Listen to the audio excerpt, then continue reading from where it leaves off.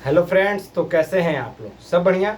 चलिए स्टार्ट करते हैं लाइफ प्रोसेस का पार्ट 4। हमने क्या क्या पढ़ चुका था, इसको रिवाइज करते हैं। पहला पढ़े थे nutrition in unicellular organism. Unicellular organism means कौन कौन सा? Amoeba, paramecium. हमने एनसीईआरटी पढ़ लिया, पैरामीशियम दिया नहीं था, एक्स्ट्रा हम पढ़ा दिए हैं। ठीक है, वो फ्लेक्सिबल नहीं होता, वो उसका डिफिनिट शेप होता है, फिक्स होता है। क्यों क्यों होता है भाई? उसमें सेल वॉल प्रेजेंट होता है। सेल वॉल रिजिड होता है, सीमेंट जैसा होता है। अगर एक बार बन गया ऐसा सेल तो वैसा ही रहेगा। कैसा दिखता है? स्लीपर टाइप का। ठीक है। और हमने एक्सपेरिमेंट पढ़ा था, कौन कौन सा? वेरीगेटेड लीप एक्सपेरिमेंट और मोजले मोजले लीप एक्सपेरिमेंट। मोजले वाले में कार्बन डाइऑक्साइड के बारे में पता लगाया, और वेरीगेटेड लीप एक्सपेरिमेंट में CO2 के बारे में पता लगाया।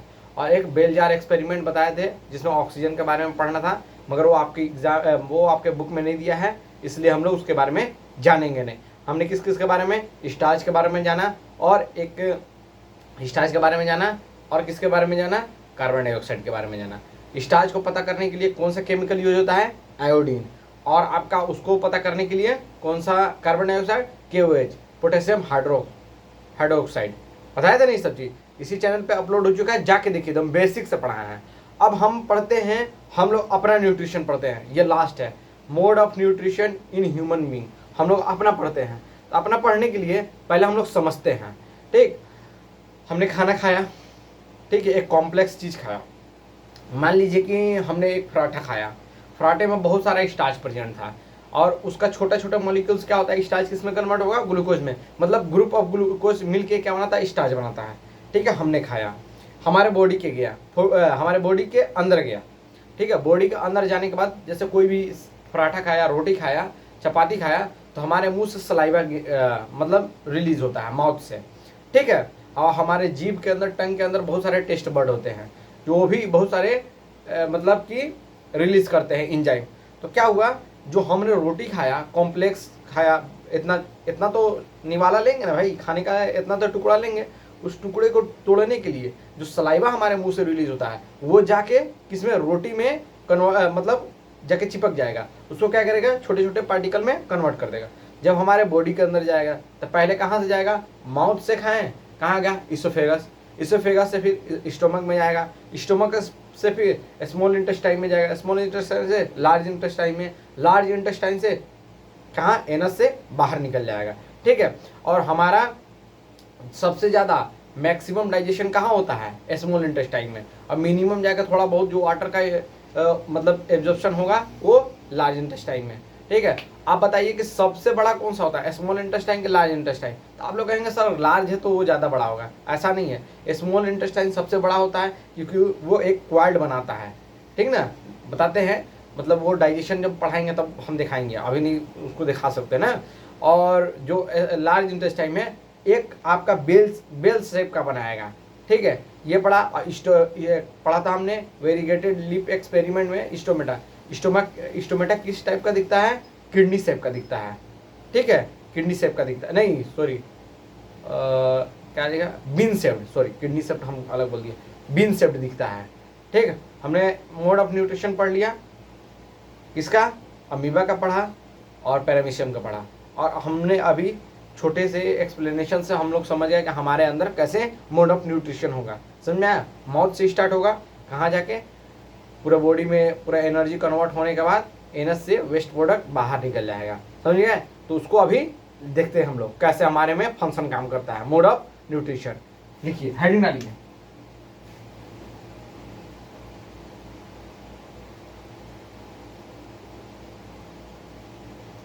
Nutrition in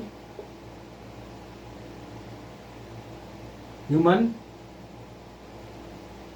being. ठीक है, ठीक, इतना बात समझ में आया? कहां से स्टार्ट होगा? एक मिनट, क्लियर आ रहा ना? हाँ क्लियर है। बहुत गर्मी है। कहां से स्टार्ट होगा? माउथ से। माउथ के बाद कहां जाएगा? फेरेक्स। कहां पे जाएगा? माउथ। माउथ कॉमन पाथ होता है फेरेक्स, जिसमें सांस भी लिया जाता है जैसे कि मान लो एक रफ रफ डायग्राम बना रहे हैं।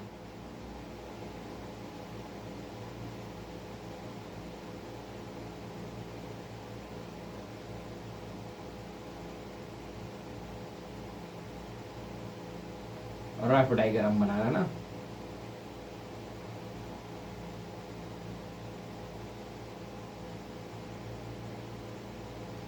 ठीक।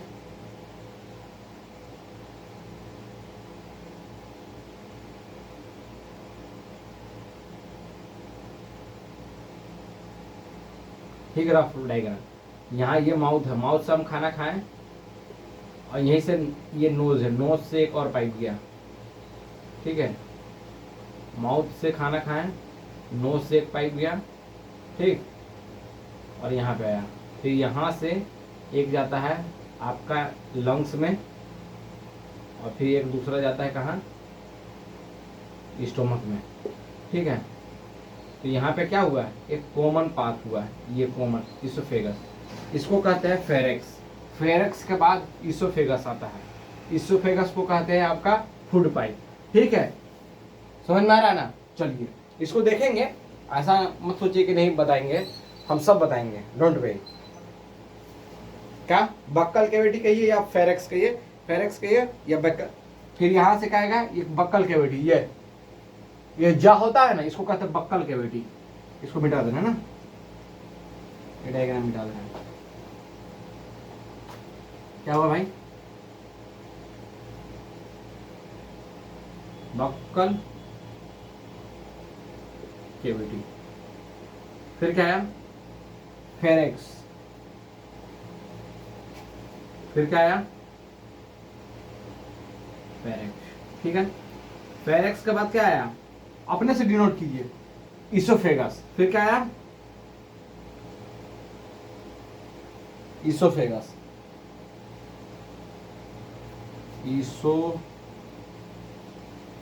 इसोफेगस,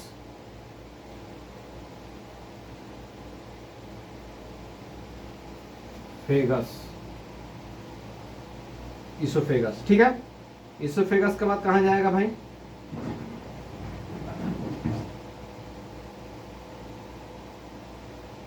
स्टोमक, ठीक है। स्टोमक के बाद कहां जाएगा, यहां पार्ट बना देगा। स्टोमक के बाद कहां जाएगा, स्मॉल इंटेस्टाइन। फिर उसके बाद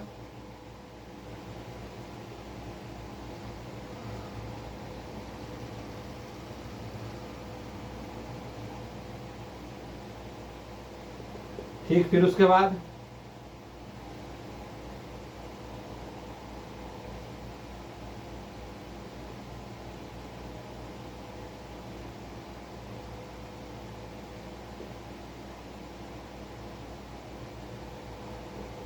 ठीक, समझ में आ रहा है। अब देखो इसको, एक मिनट,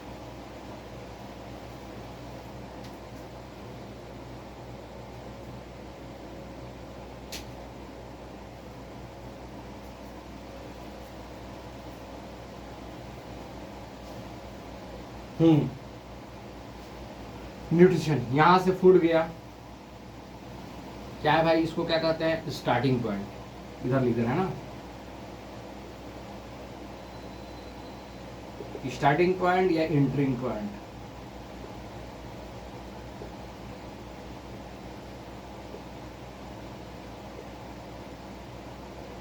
एंट्रिंग पॉइंट किसका, फूड का, ठीक है। समझ में आ रहा है ना आप लोग को, ठीक। ये अपना पार्ट बनाया है भाई, अपना बॉडी का पार्ट्स बनाया है, ये समझिए।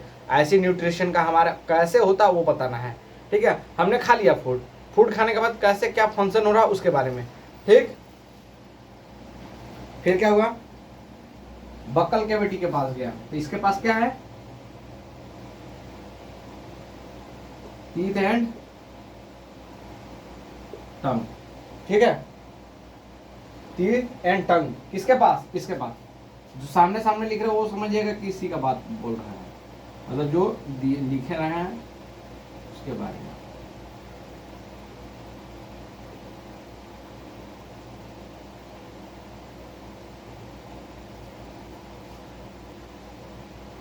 इसको अगर समझ गया ना भाई तो तुम्हारा डाइजेस्टिव सिस्टम कंप्लीट हो गया, समझ में। ठीक है, टंग है, जाहिर सी बात है भाई, ये बक्कल के बेटे, बक्कल के पास क्या क्या है, अपने सोचो, उस चीज को सोचो क्या मैं कह रहा हूं, तब समझ पाओगे कि बायो कैसे पढ़ा जाता है। ठीक है, पूरा साइंस ही कैसे पढ़ा जाता है ये समझ सकते हो। इमेजिन करो, इमेजिन करना बहुत जरूरी है भाई। अब पॉजिटिव वे में, नेगेटिव वे में नहीं जाना है। ठीक है, इमेजिन करो भाई, हम मुंह से खा रहे हैं, नाक से सांस ले रहे हैं ना, तो दोनों ओपनिंग एक साथ ही ने काम कर रहा है। नाक से सांस भी ले रहे हैं और मुंह से खा भी रहे हैं। तो खाते समय तो सांस लेते हो ना, ऐसा तो नहीं कि रिलैक्स रहते हो, लेते हो ना। तो उसी तरीके से कॉमन पाथ, मतलब मुंह से स्टार्ट किए, माउथ से स्टार्ट हुआ, फिर ये क्या हुआ, बक्कल कैविटी, जिसमें क्या क्या है, टंग और टीथ है, इसके सिवा कुछ है, कुछ नहीं है। फिर उसके बाद कॉमन पाथ, जो कॉमन कॉमन हम बताए थे ना, कॉमन पैसेज होता है जिसमें एयर भी जाएगा और एयर भी जाएगा और फूड भी जाएगा, उसको कहते हैं फेरेक्स। फेरेक्स के बाद फूड पाइप, ये जो फूड पाइप दिख रहा है ये फूड पाइप, इसको कहते हैं एसोफेगस। फिर एसोफेगस से कहाँ, स्टोमक, स्टोमक में जाएगा, स्टोमक के बाद स्मॉल इंटेस्टाइन, फिर लार्ज इंटेस्टाइन, फिर anus.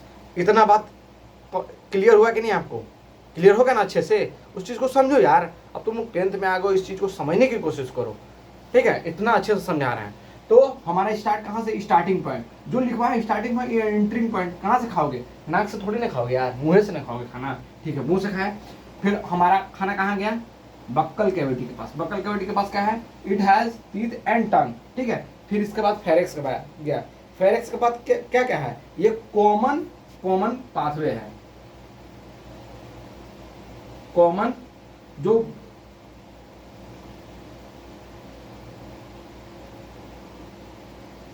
Common path for food and air. ठीक है, कोई दिक्कत हो तो बताइएगा। ठीक, फिर इसोफेगस के पास गया, इसोफेगस। फिर स्टोमक क्या किया,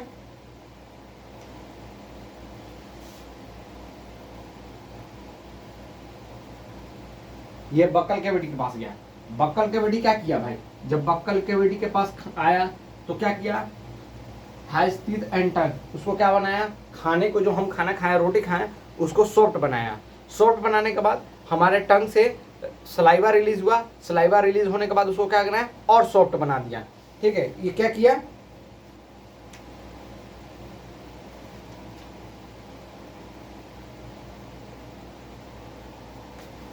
क्या बनाया, क्या बनाया, हाँ यहीं पे लिख दे रहे ना, ये इसका पॉइंट यहाँ, ये क्या बनाया, पहला इसके पास टीथ है बकल के पेट पर, दूसरा तीसरा यहाँ पे लिख दे रहे हैं। ठीक है, बोर्ड में नहीं बन रहा है तो इसलिए छोटा छोटा लिख रहे हैं, कोई दिक्कत होगा तो कमेंट आप कर दीजिएगा, मगर आपको क्लियर दिखेगा, जूम करके भी देखेंगे, जैसे देखना है। इट हैज टीथ, क्या करेगा, टीथ है तो make food softy by mixing of saliva. ठीक है, इतना बात समझ में आ गया।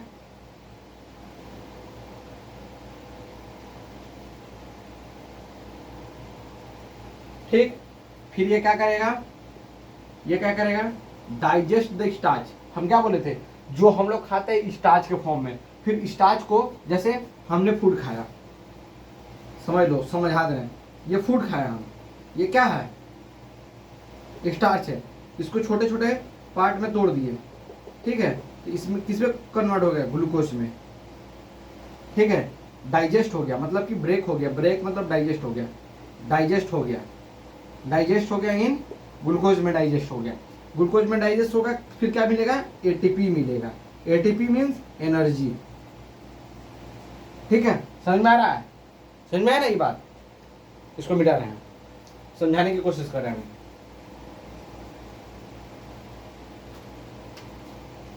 ये बॉक्स में कर दे रहे हैं।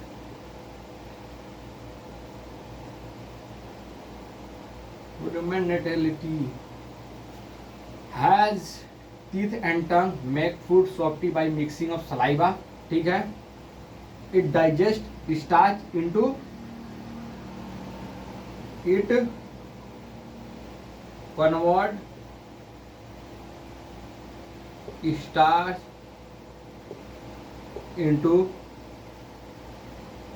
ग्लूकोज, किसके वजह से? By amylase. एमाइलेज इंजाइम, ये इंजाइम है, क्या है भाई? ठीक है, ये हमारा सलाइवा से एमाइलेज रिलीज होता है, जिससे कॉम्प्लेक्स सब्सटेंस छोटे छोटे पार्टिकल में टूट जाते हैं। दिख रहा है ना आप लोग को? हाँ ठीक है, दिख रहा है, इतना क्लियर है, बहुत बहुत है, ठीक है, बहुत क्लियर है इतना। ठीक, इसोफेगस क्या हो जाएगा भाई? चलो इसको थोड़ा, इसमें तो ठीक, इसको अच्छे से लिख दे रहे हैं हम, इसको अच्छे से लिख दे रहे हैं, अच्छे से लिख दे रहे हैं, थोड़ा आप लोग को और अच्छे से समझ में आएगा।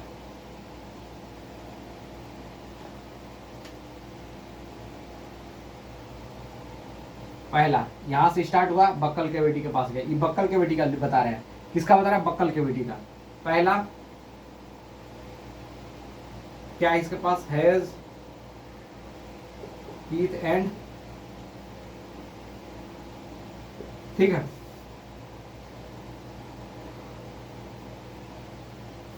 टीथ एंड टंग, ठीक है, पहला पॉइंट। अगर बक्कल कैविटी के पास टीथ और टंग है तो ये क्या करेगा?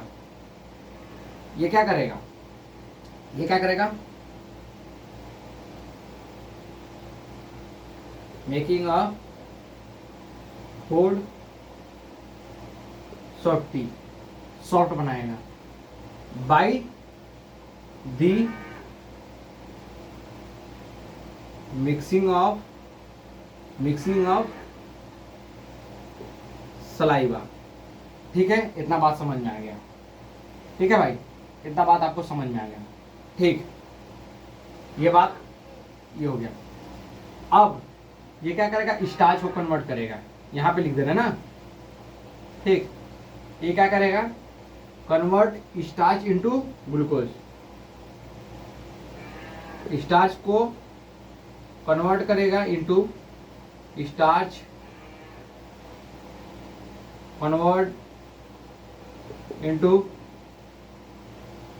Glucose by amylase enzyme. ठीक है,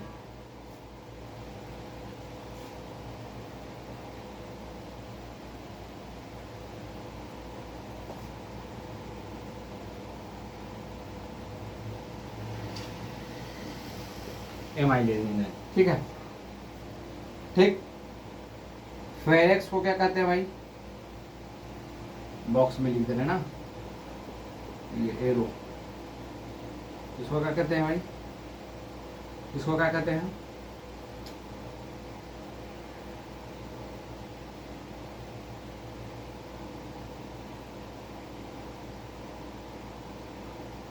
common path for food and air. ठीक है, ये किसके लिए है भाई? Food pipe. ठीक ठीक, यहाँ पर अच्छे से लिख देना भाई, फूड पाइप। ठीक, अब स्टोमक का, अब स्टोमक का यहाँ से यहाँ तक लिखवाएंगे, ठीक है, पॉइंट की वजह, पॉइंट से लिखवाएंगे, ठीक ना। इसके पास कौन सा, स्टोमक के पास कौन सा है? ये गैस्ट्रिक ग्लैंड भी कहते हैं इसको। इसके पास गैस्ट्रिक ग्लैंड होता है, क्या होता है? Gastric gland. ठीक है, पहली बात, इसके पास गैस्ट्रिक ग्लैंड होता है, ठीक। और ये क्या कहता है? ये, हाँ एक चीज जान लो, अब यहाँ पे आते हैं हम लोग, यहाँ तक तो लिख लेना, ठीक है। जैसे बता रहे हैं, गैस्ट्रिक ग्लैंड बोला जाता है स्टोमक को। क्यों बोला जाता है भाई? इसमें बहुत सारे एंजाइम रिलीज होते हैं, जाइमोजन एंजाइम होता है, पेप्टिक एंजाइम होता है, और एक पेप्टिक एंजाइम होता है, जाइमोजन एंजाइम होता है, और पैराइटल एंजाइम होता है। पैराइटल है या याद नहीं आ रहा है अभी, वो गलत प्रोनाउंसिएशन कर दिया हूँ, उसके लिए सॉरी। मगर 3 एंजाइम होते हैं और हर एंजाइम का अलग अलग काम है। ठीक है, समझ में आया? हर एंजाइम का ऑक्सेटिक एंजाइम भी कहते हैं, ऑक्सेटिक एंजाइम रिलीज होता है स्टोमक से। तो बोला जाता है कि जो HCl हमारे बॉडी में HCl भी रिलीज होता है, हाइड्रोक्लोरिक एसिड। कहते हैं कि जो बैटरी में हाइड्रोक्लोरिक एसिड होता है वही एसिड सेम टू सेम हमारे बॉडी में रिलीज होता है। तो भाई हमारा बॉडी जलता है क्यों नहीं है? बताइए बताइए क्यों नहीं जलता है? क्योंकि हम 3 टाइप का जो एंजाइम बताया ना, वो क्लासीफाई नहीं करना है आपको। ठीक है, उसको क्लासीफाई करने के बाद अभी नहीं दिया है आपके, वो क्लास 11 में जब पढ़ेंगे तब आपको दिया होगा हाई लेवल में। अब वो सिलेबस से हट चुका है तो उसके बारे में आप लोग जानेंगे नहीं। ठीक है, अगर हाई लेवल तक आपका जानना का इंटरेस्ट होगा तो बताइएगा, हम हाई भी जा सकते हैं थोड़ा बहुत के लिए, ज़्यादा नहीं। ठीक, हमारा 3 टाइप के एंजाइम स्टोमक रिलीज करता है। तो उसमें से एक जो एंजाइम होता है वो क्या रिलीज करता है? म्यूकस। दूसरा क्या रिलीज करता है? Hydrochloric acid. ठीक है, तो जो म्यूकस पहले रिलीज करता है, म्यूकस इसलिए रिलीज करता है कि जो हमारा स्टोमक का लेयर है, ये देखो यहाँ पर डायग्राम बनाना है,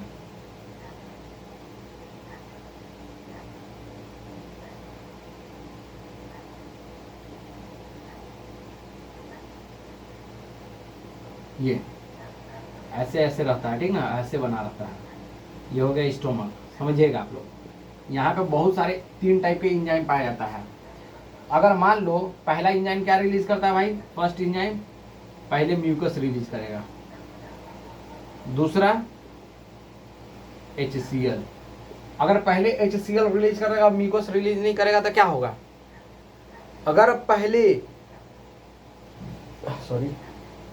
पहले हाइड्रोक्लोरिक एसिड रिलीज हो गया, म्यूकस रिलीज नहीं हुआ, तब तो हमारा काम तमाम हो जाएगा। माई बॉडी इज डिस्ट्रॉय, हमारी बॉडी बर्बाद हो जाएगी पूरी तरीके से। हम कहाँ चले जाएंगे पता है? गॉड के पास। समझ में आया ना? गॉड के पास। ये म्यूकस क्या करता है? एक कोटिंग का लेयर करता है हमारे स्टोमक में। ये म्यूकस रिलीज होता है तो ये लेयर कर देता है, ऐसे लेयर कर देता है। ठीक है, ये लेयर कर दिया। फिर उसके बाद HCl रिलीज होता है। ये जो लेयर है, ये लेयर प्रोटेक्ट करता है किससे? हाइड्रोक्लोरिक एसिड से, जिसके वजह से हमारा स्टोमक प्रोटेक्ट रहता है। तो म्यूकस का काम क्या है? Protection by the HCl। ठीक है, समझ में आया ना? और HCl क्या करता है? HCl मतलब कि एक क्या है?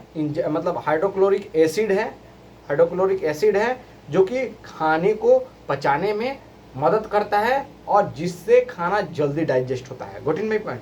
ये बात समझ में आया आपको? समझ में आया? मोड ऑफ न्यूट्रिशन आप लोग ऐसा देख रहे हो ना कि भाई अरे ऐसे ही खाना पच जाएगा, ये हो गया। माइक्रो लेवल में देखोगे ना, आगे एक चैप्टर है क्लास 11 में, बायोमोलिक्यूल्स। बायो मतलब लिविंग, मोलिक्यूल्स मतलब जो हमारा ऑर्गेनिक इनऑर्गेनिक कंपाउंड होता है शरीर के अंदर, उसके बारे में पढ़ाना। जैसे हम लोग रोटी खाते हैं तो रोटी किस चीज़ से बना है? स्टार्च। ये स्टार्च बहुत बड़ा कॉम्प्लेक्स कंपाउंड है। ये छोटे छोटे ग्लूकोज के पार्टिकल से मिलकर बना है। तो ऐसे नहीं तुम तोड़ सकते हो, हर चीज़ का अलग अलग काम है। समझ में आया ना? आप लोग ऐसे सोचोगे कि कितना बड़ा है, कितना आसान ये का? आसान ही, बहुत कॉम्प्लेक्स है ये, आसानी से नहीं आपको समझ में आएगा। समझ में आया? हायर लेवल में पढ़ेंगे तो। मगर अब आइए टॉपिक पे आते हैं। मगर इतना जानिए, थिंकिंग इतना बढ़ा के अपना रखिए, ये सब जो वर्क होता है कैसे हो रहा है। ठीक है, हाइड्रोक्लोरिक एसिड रिलीज हो रहा था, जल क्यों नहीं रहा है? म्यूकस क्यों रिलीज होता है? क्योंकि प्रोटेक्ट करता है किससे? हाइड्रोक्लोरिक एसिड से। हाइड्रोक्लोरिक एसिड नहीं होगा तो क्या होगा? खाना पचेगा नहीं। खाना नहीं पचेगा तो ग्लूकोज टूटेगा नहीं, ब्रेक नहीं होगा। ये तो ब्रेक कर ही रहा है, मगर और अच्छे से ब्रेक करना है कि जो हमारा आगे का पार्ट है वो उसमें इंटरेस्ट नहीं लेता है। हमारे जितना भी होगा यहाँ और स्मॉल इंटेस्टाइन में आगे जाएगा, तो अगर ये बढ़िया से नहीं यहाँ पे एब्जॉर्ब होगा, एनर्जी नहीं मिलेगा, तो हमारा फंक्शन नहीं कर पाएगा, अगर कोई भी सेल डैमेज होगा। इसलिए हमको कहाँ पे करना है? यहाँ पे स्टोमक और स्मॉल इंटेस्टाइन में पूरे अच्छे से एब्जॉर्ब कर लेना है उस चीज़ का। मतलब न्यूट्रिशन पूरे तरीके से एब्जॉर्ब हो जाना चाहिए हमारे बॉडी में, कि आगे जाने के बाद ऐसा ना लगे कि हमारा बॉडी उस चीज़ के लिए नहीं वर्क कर पा रहा है। समझ में आया? Got it my point? ये चीज समझिएगा। तो स्टोमक क्या करता है? म्यूकस रिलीज करता है। 3 टाइप के एंजाइम होते हैं। तो पहला एंजाइम नाम नहीं बताएंगे, उसको भूल जाइए। म्यूकस रिलीज का म्यूकस क्या होता है? हाइड्रोक्लोरिक एसिड से प्रोटेक्ट करा। हाइड्रोक्लोरिक एसिड क्या करता है? खाने को पचाता है। पहला बात, ये गैस्ट्रिक ग्लैंड क्यों है? क्योंकि ये गैस्ट्रिक मतलब क्या रिलीज कर रहा है? गैस्ट्रिक। गैस्ट्रिक मतलब जो खाने को पचाने का, खाने को पचाने वाला काम कौन कर रहा है? स्टोमक। तो इसीलिए इसको गैस्ट्रिक ग्लैंड बोलते हैं। ठीक है, इतना बात समझ में आया? ठीक है, पहला क्या, यहाँ पे जो लिक्विड दिख रहे हैं ये सब स्टोमक का है। ठीक है, यहाँ पे ऐसे एरो डाल के ऐसे लिख दे रहे, ये स्टोमक का पहला। दूसरा पॉइंट क्या हो जाएगा भाई? Make pepsin. ठीक है, पेप्सिन। ठीक,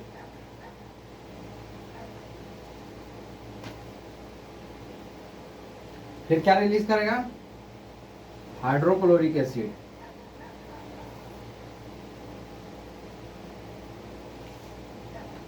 हाइड्रोक्लोरिक एसिड,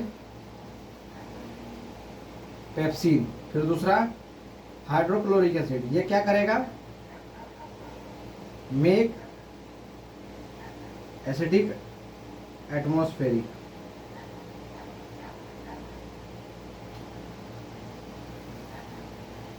ठीक है, और फिर ये हो गया, हाँ यहाँ पे लिख दे रहे हैं। और दूसरा क्या लिखे रिलीज करेगा? Mucus. It protect from hydrochloric acid. ठीक है, म्यूकस। म्यूकस का में क्या है? It protect from hydrochloric acid.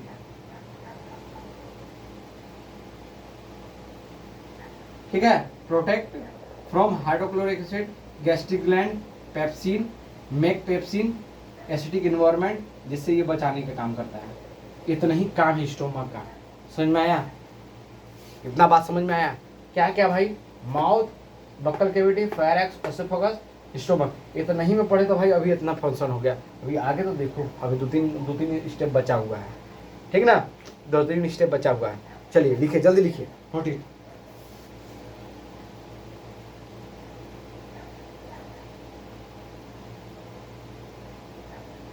ठीक है, मिटा दें? चलो, मिटाएंगे नहीं, यहीं पे लिख दे रहे हैं। ये क्या होता है? क्वाइड होता है। पहला पॉइंट क्वाइड होता है। दूसरा पॉइंट क्या होता है? Maximum absorption of food.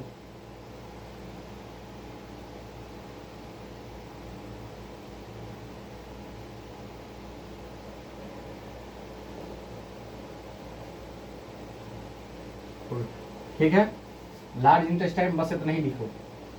Large intestine में पहला पॉइंट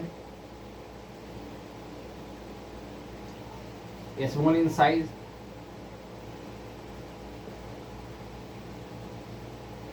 ठीक है, और जो बचा हुआ जो होगा वो एब्जॉर्ब होता है, जैसे कि पानी।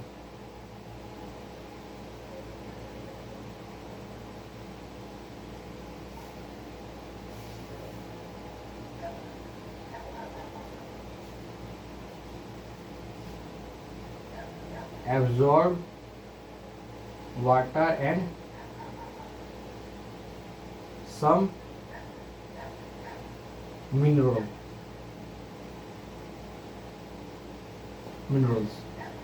ठीक है, समझ में आया? आइए, एरस तो हो गया, इसको कहते हो, इसको कह सकते हो एग्जिट ऑफ वेस्ट प्रोडक्ट।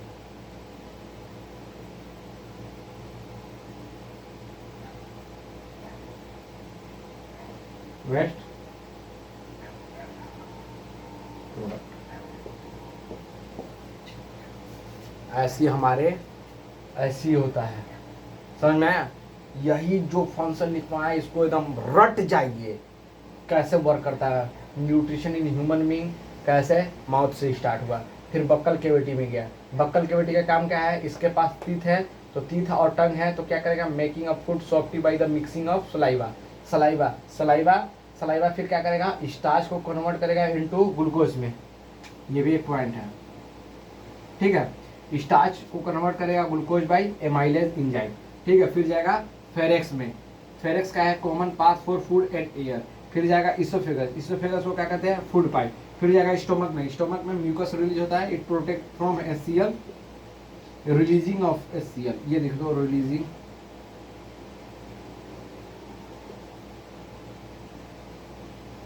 ठीक है। गैस्ट्रिक ग्लैंड बोला जाता है make pepsin, HCL make acetic atmospheric, ठीक है, समझ में आया। और फिर स्मॉल इंटेस्टाइन क्वाइल्ड होता है, मैक्सिमम एब्जॉर्प्शन होता है फूड का, और इसमें कुछ बच जाता है, जो बच गया स्मॉल इन साइज होता है, ठीक है, absorb water and some minerals, ठीक है। फिर उसके बाद एनस के पास जाता है, एग्जिट ऑफ वेस्ट प्रोडक्ट। समझ में आ गया? यही मोड ऑफ न्यूट्रिशन है, इसी को ऐसे पढ़ेंगे, उसमें दिया है पैराग्राफ में, मगर आप ऐसा समझ जाइए। समझ में आया है अच्छे से? अब लिखिए और मिटा रहे हैं इसको।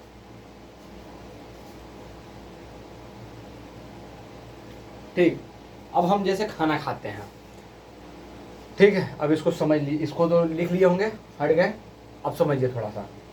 जब हम लोग खाना खाते हैं तो ये तो नहीं होता है कि भाई अगर रोटी या कुछ भी खाएं, सब्जी खाएं या साग खाएं, कुछ भी खाते हैं, जैसे वेज है तो वेज की बात करें, नॉन वेज नॉन वेज, कुछ तो चीज़ हमारे दांतों में फंस जाता है, फंसता है कि नहीं, तो उसमें जो फंस जाता है तो उससे एक मतलब कि एक बैक्टीरिया होता है जो हमारे दांतों को सड़ा गला देगा, ठीक है, जिसमें ब्लैक ब्लैक डॉट्स स्पॉट्स आ जाते हैं दांत में। कभी भी देखिएगा आप लोग, अगर जिसका दांत खराब होगा ब्लैक ब्लैक स्पॉट्स आ जाते हैं, ठीक है।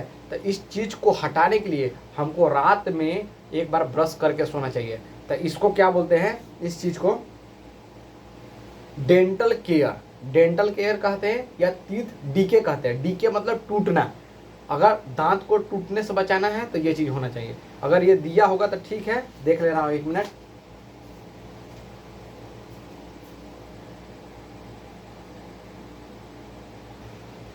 हाँ, आपका डेंटल केयर दिया है, डेंटल केयर दिया है, इसको लिख लीजिए आप लोग।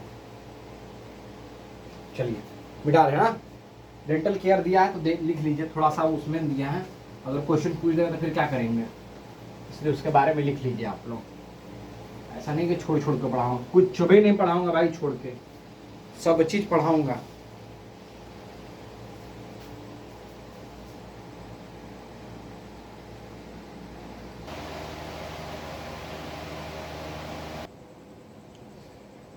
ठीक है, देखो dental care, dental care tooth decay, bacteria with food stick on the teeth and secret acid that demineralise. Demineralise मतलब जानते हो, डीमिनरलाइज मतलब कि ऐसा दांत को बना देना है कि जो आसानी से टूट जाए, ठीक है। अब यही नहीं होता है भाई, खाने में कुछ ऐसा बैक्टीरिया हो, चाहे वेज हो या नॉन वेज, जो भी आदमी हो खाना खाता है तो कुछ चीज़ फंस जाता है। ऐसा नहीं है कि आपको 100% मतलब दांत से साफ हो जाता है, ऐसा नहीं है। तो ये सीक्रेट करता है एसिड, जिससे डीमिनरलाइज इनेमल, इनेमल है जो है ये hardest substance in our body, सबसे हार्डेस्ट सब्सटेंस यही होता है, हार्डेस्ट पार्ट, समझ लिए, सब्सटेंस सॉरी बोल दिया गलती, पार्ट, हार्डेस्ट पार्ट हमारे बॉडी में क्या है तो इनेमल है। इसीलिए लिखा है brushing is important in night before sleeping, सोने से पहले हमें दांतों को एक बार धोना जरूरी है, ठीक है, जिससे टीथ डीके क्या हो, डिक्रीज हो जाए, इसका प्रोबेबिलिटी डिक्रीज हो जाए। समझ में आया? अब हम ये चीज़ पढ़ते हैं कि हम न्यूट्रिशन खाएं, तो कुछ हम लोग खाते हैं भाई, मान लीजिए कि रोटी खाएं, तो वो तो एकदम सबसे सिंपल है, ठीक है, सबसे सिंपल है, समझने की कोशिश कीजिएगा।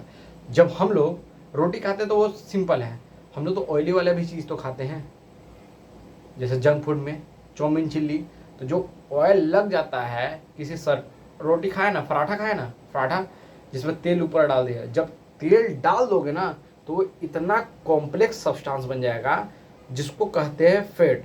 अगर उसको तोड़ना है तो उसको तोड़ने के लिए ज़्यादा एनर्जी, मतलब जब वो टूटेगा तो ज़्यादा एनर्जी रिलीज करेगा। तो वो कैसे काम करता है, ये तो हम लोग नॉर्मल वे में देखे भाई कि नॉर्मल खाना खाना है विदाउट ऑयल वाला, जैसे कि किसी चीज़ का रोटी खाते हैं तो नॉर्मली हम चबाते चबाते उसको छोटे छोटे तो हम जब माइक्रो माइक्रो मतलब कि एक माइक्रो लेंस से देखेंगे, मतलब उसको कैसे कि हमारा जो कॉम्प्लेक्स चीज़ है वो कैसे छोटे छोटे पार्ट में टूट रहा है ग्लूकोज के फॉर्म में, तो उसमें समझ में आएगा कि फैट को जो फैट हम लोग खाते हैं ना उसको तोड़ना बहुत डिफिकल्ट है। मतलब वो उस अलग तरीके से टूटता है, ऐसा नहीं कि नॉर्मली खाना खाए तो वो टूटने स्टार्ट हो गया, ठीक ना। जैसे हम लोग नॉर्मली खाना जो खा रहे हैं वो तो नॉर्मली वे में है, और फैट को तोड़ने के लिए जो फैट को छोटे छोटे पार्टिकल में तोड़ते हैं उसको कहते हैं एमल्सिफिकेशन। समझ में आ रहा है ना हम क्या बोल रहे हैं। नॉर्मली खाना खाते हो बिना ऑयली वाला चीज़, जैसे रोटी पे तेल नहीं होना चाहिए, जैसे फ्राइड राइस खाते हैं तो ये सब चीज़ों के ऊपर तेल हो जाता है, ऑयल का लेयर हो जाता है, तो ये फैट में चला गया। तो इसको इमल्सिफाई करना पड़ेगा, इसको छोटे छोटे पार्टिकल में तोड़ने के लिए बहुत एनर्जी देना भी पड़ेगा, और उससे एनर्जी भी ऐसा हो नहीं सकता कि एनर्जी ज़्यादा ही रिलीज हो सके तो एनर्जी लॉस भी हो सकता है। समझ में आया। इसलिए हम लोग को ज़्यादातर ऑयली सब्सटेंस नहीं खाना चाहिए। बोलते हैं ना कि ऑयली वाली चीज़ क्यों खाते हैं भाई, जंक फूड कम खाया करो, क्योंकि जितना हम लोग का खाना में मतलब जितना हम खाते हैं तो उसको तोड़ने में उतना एनर्जी वेस्ट हो जाता है। समझ में आया ना। ये फैट हो गया ना भाई, फैट को तोड़ना बहुत आसान नहीं है, फैट को तोड़ना बहुत कॉम्प्लेक्स है, ठीक है। तो उसके बारे में समझ जाते हैं तो हमारा पूरा न्यूट्रिशन कंप्लीट हो जाएगा। फिर बचेगा रिस्पिरेशन। रिस्पिरेशन का थोड़ा बहुत टॉपिक देखेंगे अगर, फिर उसके बाद पढ़ना हमको रिस्पिरेशन इन टेरेस्ट्रियल एनिमल और रिस्पिरेशन इन टेरेस्ट्रियल एनिमल, और पढ़ना एक्वेटिक एनिमल, दो पढ़ना है। दोनों के बाद ये कंप्लीट हो जाएगा। फिर आएगा ट्रांसपोर्टेशन, फिर आएगा, हाँ ठीक है, रेस्पिरेशन हो गया। फिर आएगा आपका हार्ट के बारे में, हार्ट वाला पढ़ना है। हार्ट के बाद फिर आएगा ट्रांसपोर्टेशन, फिर हमारा कंप्लीट हो गया। डाइजेशन के बारे में भी देख लेते हैं।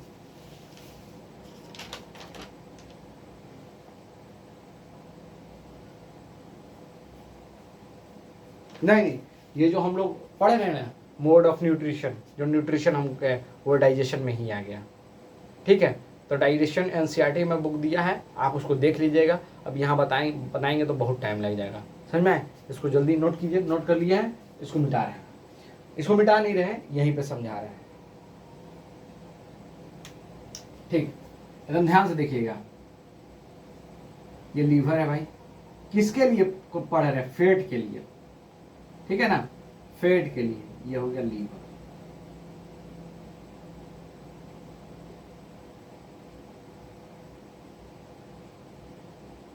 लीवर, ठीक है।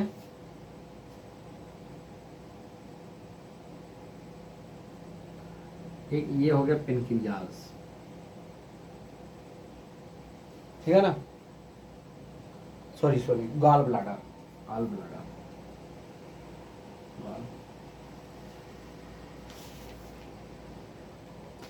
गॉल ब्लैडर, ठीक है। ये हो गया इंटेस्टाइन,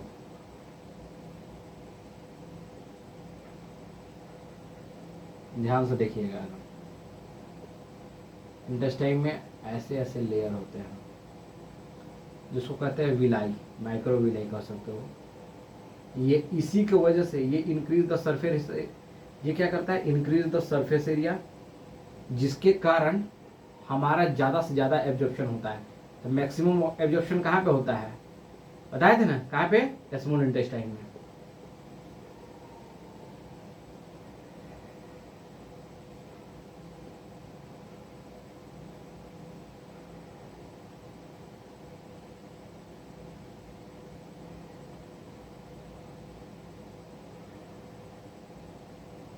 ठीक, उसको कहते हैं माइक्रो विलाई, विलाई लिखो, विलाई। ये क्या करता है, increase the surface area, increase the surface area,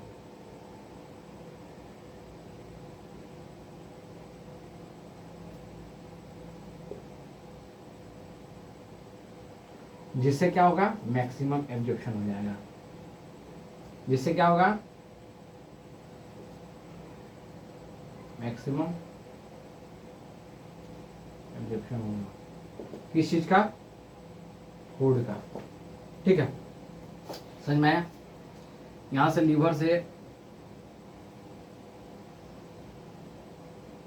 ठीक, यहां से रिलीज हुआ,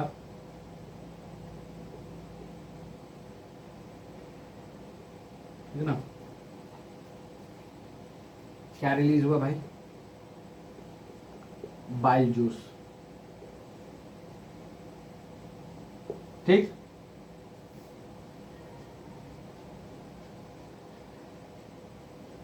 ठीक, यहां से क्या आ रहा भाई, फूड आ रहा है,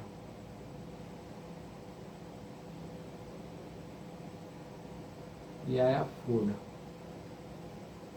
ठीक, ये बाइल जूस यहाँ रिलीज हुआ, बाइल जूस। ये बाइल जूस किस पे जाएगा भाई, स्मॉल इंटेस्टाइन में, ये इंटेस्टाइन है। ये क्या है भाई, ये फूड आ रहा है, फूड। ये क्या है पूरा,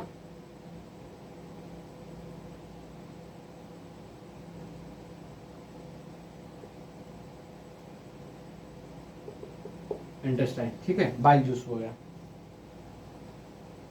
ये कहाँ गया, किस पे अटैक किया, ये बाइल जूस कहाँ रिलीज हुआ जाके, स्मॉल इंटेस्टाइन में। कहाँ पे, स्मॉल इंटेस्टाइन में। यहां से आया फैट मॉलिक्यूल्स, कौन कौन सा आ रहा भाई, कौन सा फूड है भाई, फूड कौन सा है, फैट मॉलिक्यूल्स। ठीक है, फैट मॉलिक्यूल्स। ये क्या करेगा, इसका काम क्या है, एक मिनट एक मिनट एक मिनट,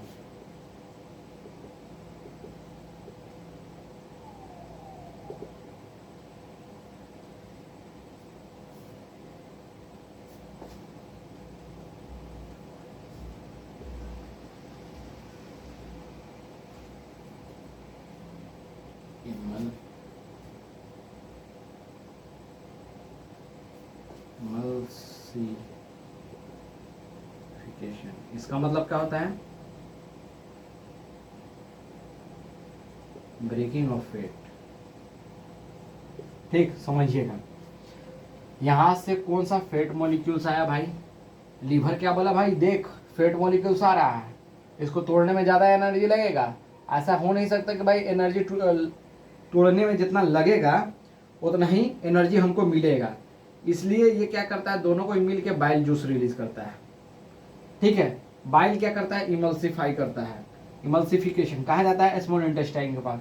ये क्या हुआ, फैट मॉलिक्यूल्स किस में कन्वर्ट करता है, किस में कन्वर्ट करता है, स्मॉल मॉलिक्यूल्स, मतलब कि इजिली डाइजेस्टेबल।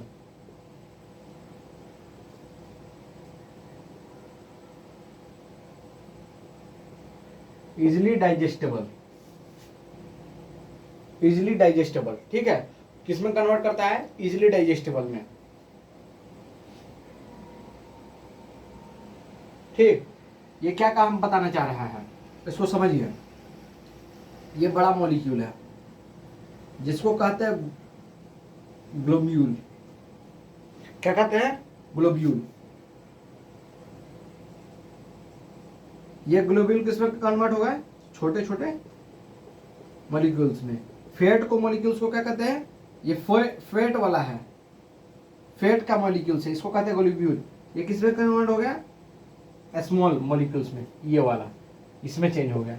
ठीक है, और फिर चेंज होने के बाद ये चेंज हो गया, मान लीजिए कि यहाँ से एक ग्लोब्यूल आया, फैट मॉलिक्यूल्स आया, फिर ये छोटे छोटे पार्टिकल में टूट गया।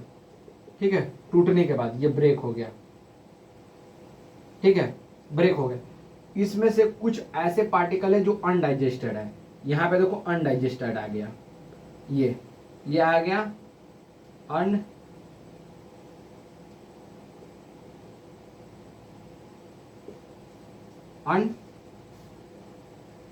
अनडाइजेशन।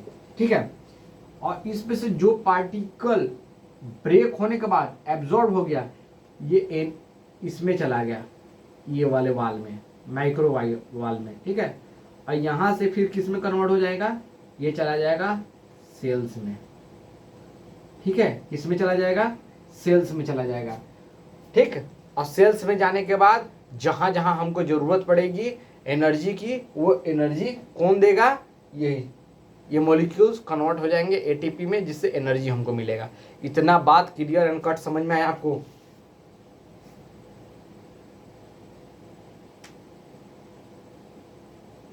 समझ में आया कि नहीं? और यहाँ पे एक पेनक्रियाज का भी रोल है, ठीक ना? यहाँ पे लिख दे रहे हैं हम, यहाँ पे लिख दे रहे हैं पेनक्रियाज का रोल, ठीक है?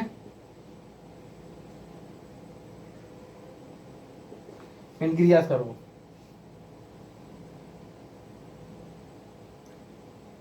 ये क्या करता है?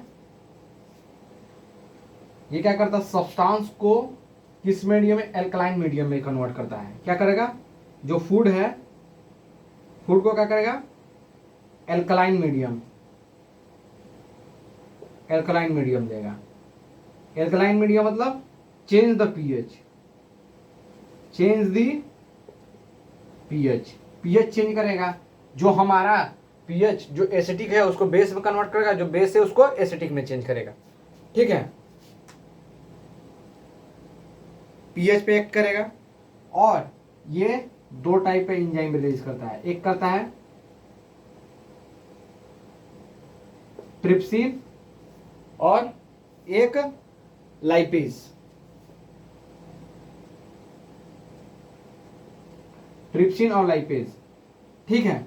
ये हमारा सोच लो कि हमारे फैट को मॉलिक्यूल्स को तोड़ने के लिए कितने कितने, एक लीवर गॉल ब्लैडर दोनों मिलकर बाइल जूस का करता है, जिससे इमल्सिफिकेशन होता है। फिर पेनक्रियाज भी करता है कि जो हमारा फैट मॉलिक्यूल्स हो वो एल्कलाइन मीडियम में हो जाए, जिससे पीएच चेंज हो जाए, चेंज द पीएच।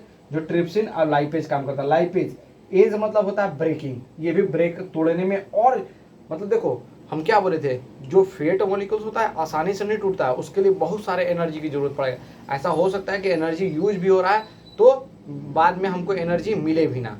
समझ में आया? यही हमारा मोड ऑफ न्यूट्रिशन कंप्लीट हुआ ह्यूमंस का। सोच लो कितना, मतलब कि 40 से 45 मिनट लगे इसको समझाने में।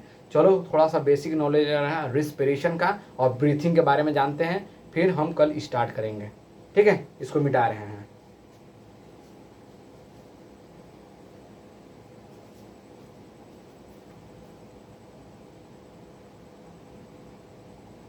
ठीक है, ये चीज समझ में आया ना? यहाँ से एक बड़ा मॉलिक्यूल्स गया, जो फूड था वो फैट मॉलिक्यूल, उसको स्मॉल मॉलिक्यूल में इजीली डाइजेस्टेबल में किस में कन्वर्ट किया? कौन कन्वर्ट किया? इमल्सिफिकेशन किया। यहाँ से इमल्सिफिकेशन जा रहा है, यहाँ से बाइल जूस गया, इमल्सिफाइड किया। यहाँ से देखो, ये देखो एरो बता रहे हैं ना, ध्यान दो मेरे एरो पे देखो। यहाँ से बाइल जूस गया, बाइल जूस जाने के बाद उस प्रोसेस को क्या कहते हैं? Emulsification, breaking of fat. और इसको देखो, बड़े जो मॉलिक्यूल्स होता है फैट को, उसको ग्लोब्यूल कहते हैं, और उसको स्मॉल में चेंज किया है, स्मॉल मॉलिक्यूल्स में जो इजीली डाइजेस्टेबल है। और इसके साथ लीवर का भी काम हुआ, गॉल ब्लैडर और पेनक्रियाज। पेनक्रियाज क्या किया? उसका मीडियम चेंज किया, पीएच चेंज किया। किसके कारण से? ट्रिप्सिन और लाइपेज के कारण से। समझ में आया? इसीलिए आसानी से टूट गया, नहीं तो आसानी से टूटता नहीं है, ठीक? अब इसको मिटा रहे हो। अब हम लोग पढ़ते हैं रिस्पिरेशन। यहाँ पढ़ेगा रिस्पिरेशन और ब्रीथिंग के बारे में जाना जाता है। What is the difference between respiration and breathing. मगर हम लोग थोड़ा सा नॉलेज जानते हैं। क्या है भाई? रेस्पिरेशन और क्या ले लें? रेस्पिरेशन और क्या ले लें? ब्रीथिंग।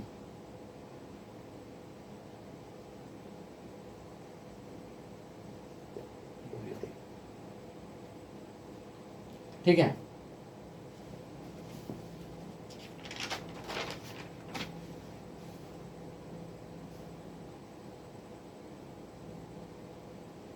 ये क्या है अभी सब बताएंगे आप, बस इतना लिख लीजिए, डिफिनेशन लिख लीजिए। It is a chemical process that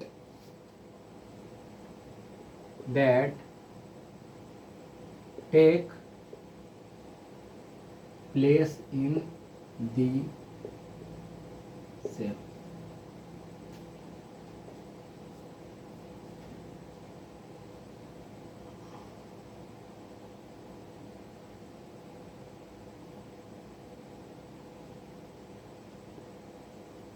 take in and out of the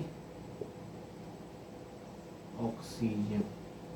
ठीक है, take in and out of the oxygen. अब समझिए, एकदम समझा दे रहा है, एकदम अच्छे से ध्यान से सुनिएगा, कंसंट्रेशन का level up to the high रखिएगा। इसको समझना बहुत ज़रूरी है, क्योंकि बहुत लोग कहते हैं कि रिस्पिरेशन और ब्रीथिंग दोनों सेम होता है। कैसे सेम है भाई? अगर सेम रहता है तो दोनों का सेम ही नाम होना चाहिए, मगर अलग अलग नाम। ब्रीथिंग मतलब जो हम सांस ले रहे हैं, सांस छोड़ रहे हैं, मतलब ऑक्सीजन कह दो या एयर कह दो, बात बराबर है भाई। Giving in and giving out, take in giving out, take in giving out of the air, that is called breathing. सांस लेना, सांस छोड़ना, ऐसे लिखो तब सही है। Take in giving out, take in and giving out of the air या ऑक्सीजन। ठीक है, ये जो हम सांस ले रहे हैं, सांस छोड़ रहे हैं, बस उसको ब्रीथिंग बोलते हैं। क्या बोलते हैं? ब्रीथिंग। अब समझना, अब समझना। और रेस्पिरेशन का रोल प्ले देखना चाहते हो? रेस्पिरेशन का रोल प्ले देखते हैं, बता रहे हैं। अभी सुनो, ये जो पहले इसको 2 मिनट, इसको तो समझ में आया आसानी से। सांस लेना, सांस छोड़ना, बस यही इसका काम है, और कुछ नहीं काम है। ये रोटी खाएं हम, ठीक है, रोटी खाएं, छोटे छोटे मॉलिक्यूल्स में टूटा, ठीक है, स्मॉल मॉलिक्यूल्स। हमने यहां तक पढ़ लिया मोड ऑफ न्यूट्रिशन में कि हमारा बहुत सारा हमारे बॉडी का फंक्शन करता है, जो डाइजेस्टिव सिस्टम में जो जो पार्ट होते हैं, pancreas, stomach, liver, bile, gall bladder, ये सब काम करते हैं। अब समझना है रिस्पिरेशन का क्या है। It is a chemical process that take place in the cell. अगर हम रिस्पिरेशन नहीं लेंगे ना भाई, अगर हमारे बॉडी में रिस्पिरेशन नहीं होगा ना, ये जो रोटी है ना, ये स्मॉल मॉलिक्यूल्स में कभी जिंदगी में नहीं टूटेगा। टूटेगा, अगर टूटेगा भी तो एनर्जी कभी नहीं रिलीज होगा। सोच लो कि ये रिस्पिरेशन का क्या है। ऑक्सीजन हमारे बॉडी में आता है, छोटे छोटे मॉलिक्यूल्स को तोड़ने में मदद भी करता है, और इस मॉलिक्यूल से एनर्जी रिलीज करवा के और कहाँ भेजता है? सेल, टिश्यू से, सेल से फिर टिश्यू भेजता है। सोच लो, इस छोटे छोटे मॉलिक्यूल्स को तोड़ने में तो मदद करता ही है। इससे जो एनर्जी रिलीज होगा, कौन सा एनर्जी? एटीपी का एनर्जी, ठीक है, एटीपी की एनर्जी। एटीपी एनर्जी को कहाँ कन्वर्ट करेगा? सेल से किस में भेजेगा? टिश्यू में भेजेगा भाई। सोच लो कितना, इसीलिए केमिकल प्रोसेस बोला गया है इसको। क्या है भाई? केमिकल। केमिकल चेंज हो रहा है ना भाई, देख लो, एनर्जी सेल में गया, सेल से टिश्यू में चेंज हो रहा है। इतना बड़ा रोल है भाई। जो रोटी है, रोटी को छोटे छोटे पार्टिकल में तोड़ तो जरूर रहा है, उससे जो एनर्जी रिलीज हुआ उसको सेल और टिश्यू में भेजने का काम करता है रिस्पिरेशन। इसको कहते हैं रिस्पिरेशन। ब्रीथिंग मतलब take in and giving out of the oxygen, that is called breathing. और रिस्पिरेशन क्या है? केमिकल प्रोसेस है। जो हम कॉम्प्लेक्स चीज खाते हैं, उस चीज को छोटे छोटे पार्टिकल में तोड़ने का ऑक्सीजन भी मदद करता है, और फिर उस चीज को कन्वर्ट करता है एनर्जी में। एनर्जी किस में जाता है? सेल, सेल से फिर टिश्यू, पूरे बॉडी में सर्कुलेट करता है। That is called respiration. Respiration, pronunciation सही से करना है। रिस्पायरेशन क्या होता है? It is a chemical process that take place in the cell. अगर समझ में आया होगा तो चैनल को क्या करना है आपको भी पता है। वो ब्लैक ब्लैक जो दिख रहा होगा ना, व्हाइट व्हाइट जो भी, उसको जो भी करना है उसके साथ हाथ मारिए या कुछ करिए, मगर करिए जरूर। अगर ये चीज़ समझ में आया होगा तो शेयर करना ना भूले, और जितना हो सके उतने लोगों को ये वीडियो पहुंचाएं। तो हमारा लेक्चर यहीं तक था। अब इसका रेस्पिरेशन स्टार्ट होगा और आगे भी बात होगा, ठीक ना। अब कैसे, अभी लगेगा 3 या 4 लेक्चर और लगेगा। ये सबसे बड़ा चैप्टर है हमारे क्लास 10 का सबसे बड़ा चैप्टर लाइफ प्रोसेस है। फिर इसके बाद सबसे ईजी है, इसको अगर समझ लिए ना, इसमें जितना आप हाथ पैर मारना मार लीजिए, फिर उसके बाद आपको सब चीज़ ईजी वे में है, उतना हमको समझाने में। जैसे रिप्रोडक्शन चैप्टर दिया है, हाउ टू रिप्रोड्यूस ऑर्गेनिज्म, मतलब कि रिप्रोडक्शन बोल दिए, वही रिप्रोडक्शन ही हो गया। तो उसमें हमको यूनिसेलुलर मल्टीसेलुलर प्रोकैरियोटिक समझाने की जरूरत नहीं, जल्दी जल्दी हो जाएगा। उसमें कैसे न्यूट्रिशन क्या करता है, ये सब प्रोसेस है, तो सब बता देंगे, ठीक है। इसलिए ये सब चीज़ हम बता रहे हैं अभी, इसमें टाइम ले रहे हैं, इसमें 6-7 मतलब कि 3 लेक्चर और लगे, 3 या 4 जितना भी लगे, मगर समझ में आएगा तो शेयर करना ना भूलें और पढ़ाई करते रहें। All the very best.